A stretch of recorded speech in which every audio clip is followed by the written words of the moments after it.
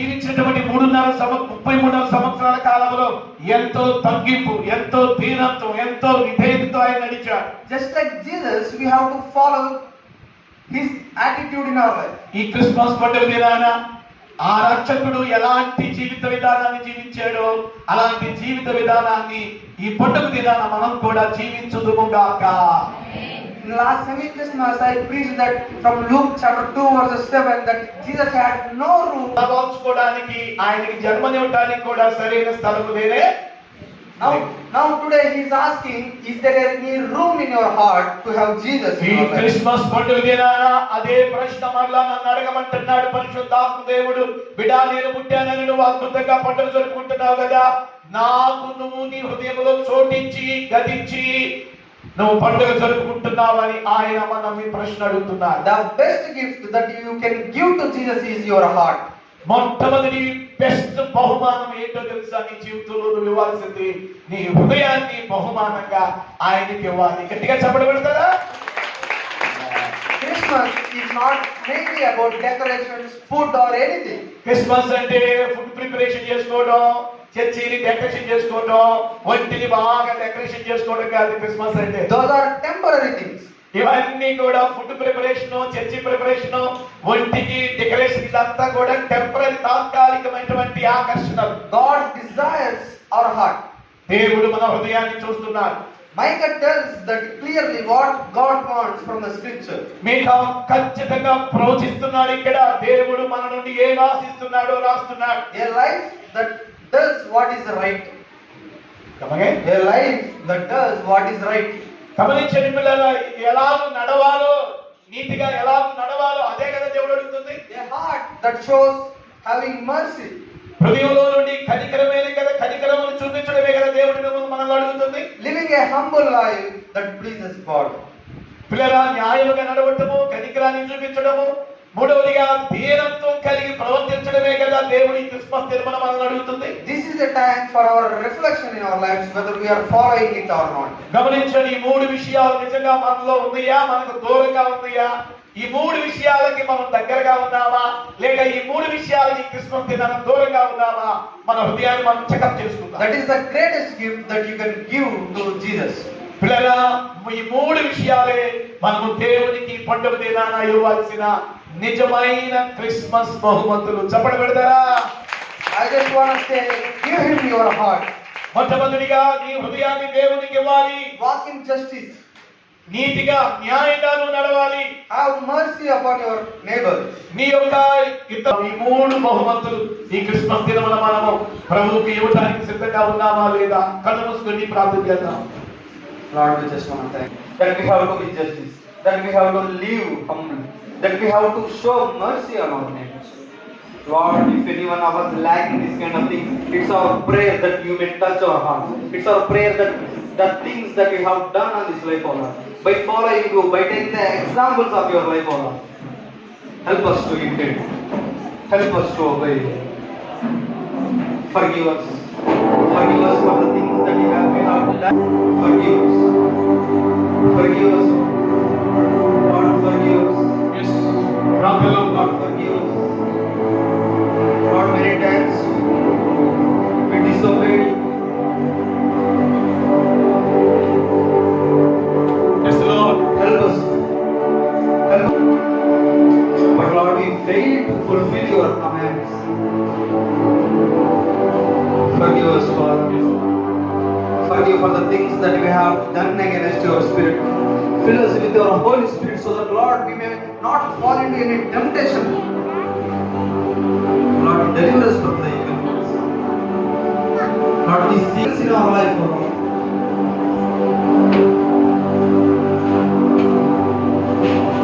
At this moment, Lord, we pray for all the congregation that we have seated here.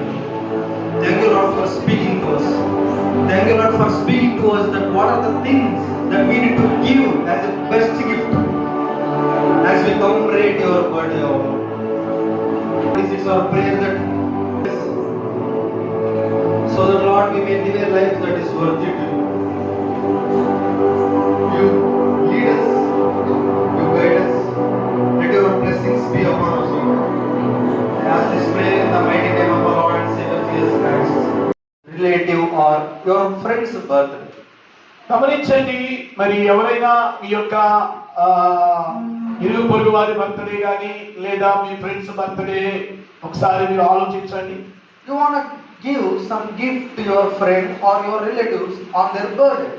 మరి మీ యొక్క friends అయినా మీకు తెలిసినటువంటి ఇరుగు పొరుగు వాళ్ళు ఎవరైనా బర్త్డే జరుపుకుంటున్నప్పుడు ఖచ్చితంగా నువ్వు వాళ్ళకు ఒక గిఫ్ట్ బహుమానం తీసుకెళ్తావు. Because the gift shows that you love them. You have some care on them.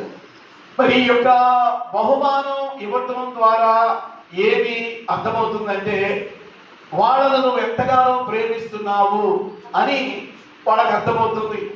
Now think about today's special. Today is what? Christmas. ఈ రోజు ఈ యొక్క ప్రత్యేకమైనటువంటి సందర్భంలో క్రిస్మస్ గురించి ఒకసారి మనం ఆలోచన చేద్దాం. It is Jesus' birthday. ఇది యేసు ప్రభు యొక్క పుట్టుక సందర్భం. Now we believe that He is our Lord and Savior. He is our God. Now I want to ask, what kind of gift that you are going to give to Jesus? గమనించండి, యేసు ప్రభు పుట్టుకను జ్ఞాపకం. నేను చిన్నపిల్లవాడిగా ఉన్నప్పుడు నా పుట్టిన రోజున మా daddy నన్ను అడిగేవాడు, నా పుట్టినరోజుకు ముందే అడిగేవాడు, కుమారుడా రేపు నీ బర్త్డే కాబట్టి నీకు ఏ గిఫ్ట్ తీసుకొచ్చేది అని అడిగేవాడు మా daddy. Now we are celebrating Jesus' birthday, and what do you expect Jesus will ask you regarding His birthday?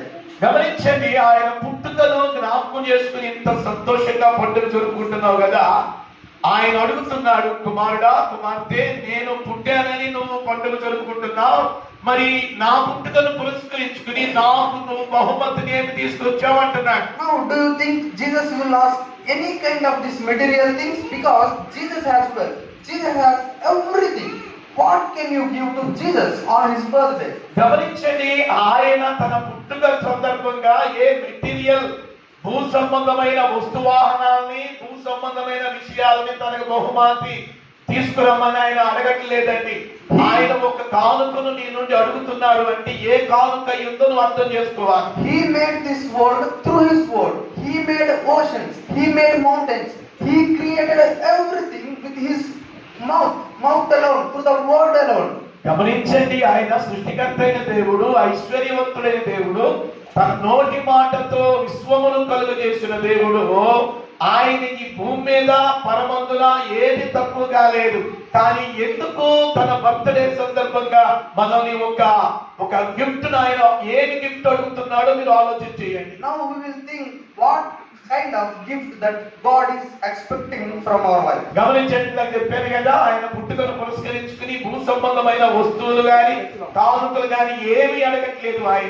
ఆయన పుట్టుకను పురస్కరించుకుని ఆయన అడుగుతున్న ఒక ఆత్మ సంబంధమైన గిఫ్ట్ బహుమతి ఒకటి ఉంది.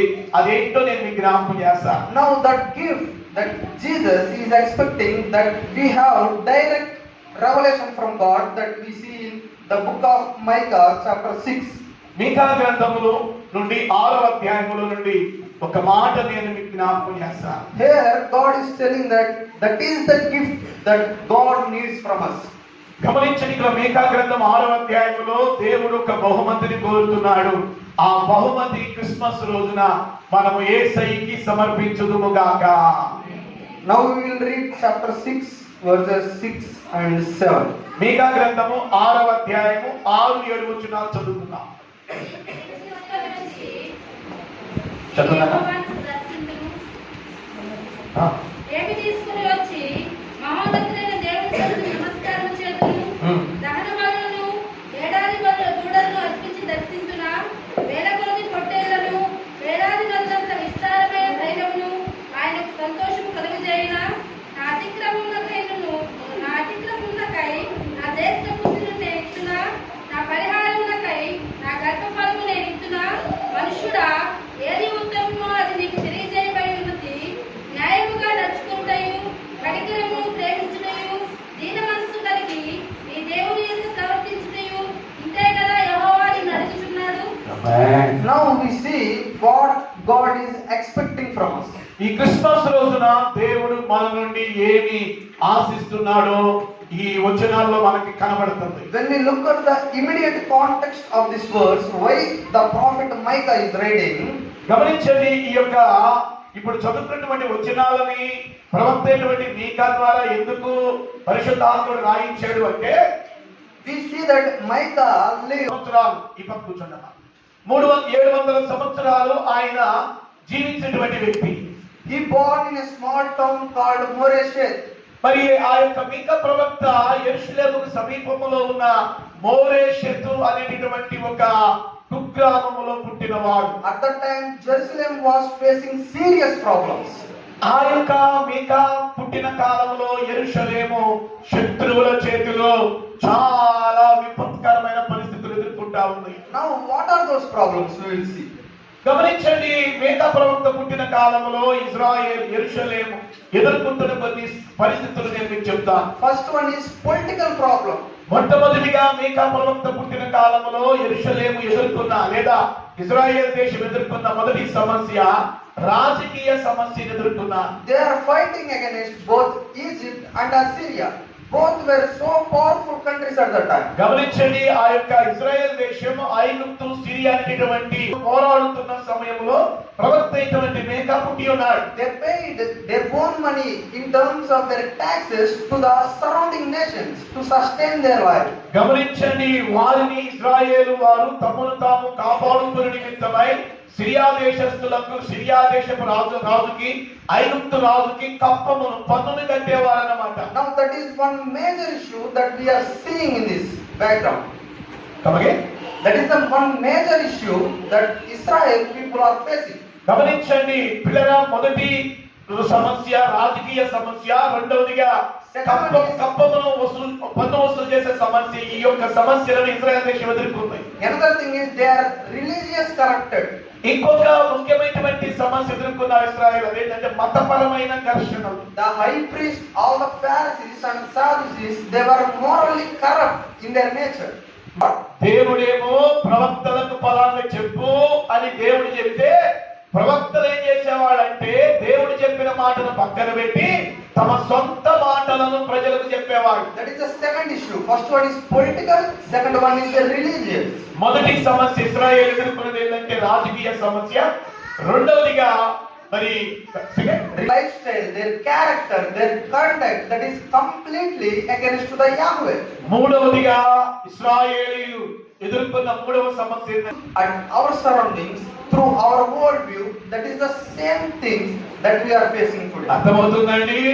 ప్రవక్త అయినటువంటి మీకా కాలంలో ఎలాంటి సమస్యలు ప్రజలు నుండి ఉద్భవించాయో ప్రస్తుతం మన కాలంలో మన చుట్టూ కూడా ఇలాంటి మూడు రకాలైన సమస్యల మధ్యలో ప్రజలుగా మనం బ్రతుకుతున్నాం. Nowadays we are facing political problem. మొదటి సమస్య రాజకీయ సమస్యలు ఎదుర్కొంటున్నాం. Second thing, we are facing religious pressure. రెండోదిగా చూడండి, యేసు ప్రభువు గురించి మాట్లాడిన మరి ఒక మతం అంటారే కానీ ఇంకొక మార్గం అని చెప్పరు. మరి రెండవ సమస్య మరి మతపరమైనటువంటి సమస్యలు మనం ఎదుర్కొంటున్నాం. Just like the high priest at that time, nowadays so many pastors, they are not preaching the word of God. గమనించండి, ఈ దినాల్లో చూడండి ప్రవక్త అయినటువంటి మీకా కాలంలో కూడా దేవుడు చెప్పిన మాటకు భిన్నంగా ప్రవక్తలు యాజకులు ప్రవర్తించినట్లుగా ఇప్పుడు కూడా చాలా మంది పాస్టర్లు దేవుని వాక్యాన్ని ప్రక్కన పెట్టి తమ సొంత కల్పన కథలను మాట్లాడుతున్నారు. Instead of the word of God, they are preaching what? Illustrations, full of application, full of emotionalism. Instead of preaching the word, they are mesmerizing the people into emotional drama.